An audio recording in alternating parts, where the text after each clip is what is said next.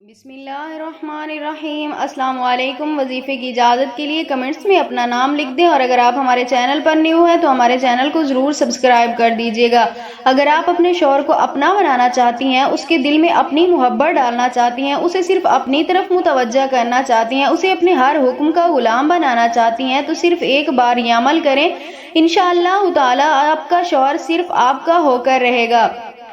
تو عمل آپ نے کچھ اس طرح کرنا ہے کہ آپ نے پاک صاف ہو کر وضو کر کے ایک جگہ پر بیٹھ کر ایک گلاس پانی کا لے لینا ہے، یعنی ایک گلاس پانی کا بھر کر آپ نے اپنے سامنے رکھنا ہے۔ اس کے بعد آپ نے اس پانی کے اوپر 3 مرتبہ درود پاک پڑھ لینا ہے۔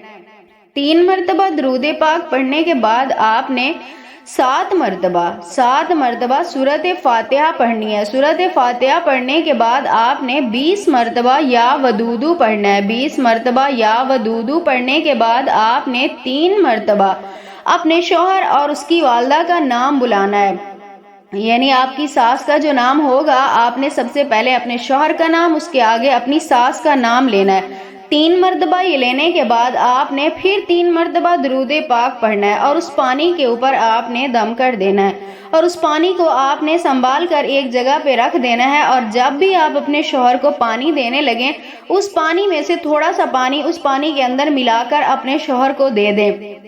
انشاءاللہ تعالی اس عمل کی برکت سے آپ کے شوہر کے دل میں آپ کے لیے محبت بڑھتی جائے گی، اور وہ صرف اور صرف آپ کا ہو کر رہ جائے گا۔